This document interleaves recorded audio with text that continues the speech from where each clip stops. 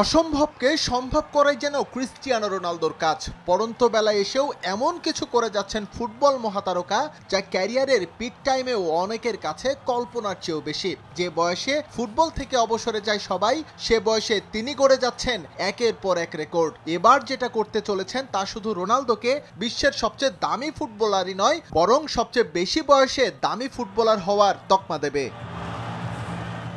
পারিশ্রমিকের record বই তছনছ করে 2023 সালে আল নাসরে যোগ দেন ক্রিস্টিয়ানো রোনালদো। চলতি মৌসুম শেষেই সৌদি প্রো লিগের ক্লাবটির সঙ্গে সম্পর্ক শেষ হবে তার। বাজারে ফিসফাস আলোচনা, রোনালদো কি সৌদি আরবেই থাকছেন নাকি নতুন ঠিকানায় পাড়ি জমাবেন। যদিও বিভিন্ন সময় বিশ্বের অন্যতম সেরা ইঙ্গিত দিয়েছেন মধ্যপ্রাচ্যে ভালো আছেন তিনি, তার এই ইচ্ছাই এবার আনুষ্ঠানিক রূপ পেতে চলেছে।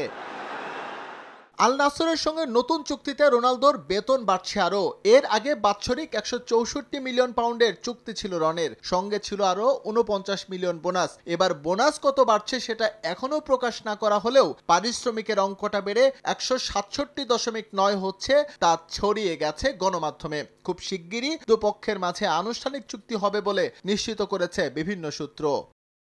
নতুন চুক্তিতে প্রতিদিন রোনালদো পকেটে ঢোকাবেন 4,19,800 পাউন্ড। সপ্তাহ প্রতি অঙ্কটা গিয়ে দাঁড়াবে 3.19 মিলিয়ন পাউন্ডে। মিনিট প্রতি ক্রিস্টিয়ানো রোনালদোর উপার্জন প্রায় 300 পাউন্ড, বাংলা টাকায় যা 48,000-এর কাছাকাছি। চোখ বন্ধ করে একটাবার ভাবুন, রোনালদো যে পরিমাণ অর্থ মিনিটে উপার্জন করেন তা অনেকের মাসিক বেতনের চেয়েও বেশি। সৌদি আরবে আসলেই দারুণ সময় কাটছে রোনালদোর। আল নাসর সফলতা না পেলেও ব্যক্তিগত নৈপুণ্যে রনের ধারে কাছে কেউ নেই। কদিন আগেই গ্লোব সকার অ্যাওয়ার্ডে বর্ষসেরা মধ্যপ্রাচ্যের ফুটবলার নির্বাচিত হয়েছেন পর্তুগিজ বরপুত্র। সৌদি আরবে তার প্রোফাইলটাও বেশ সমৃদ্ধ। 84 ম্যাচে 75 গোল করে তিনি ছুটছেন 1000তম গোলের মাইল ফলক স্পর্শ করতে।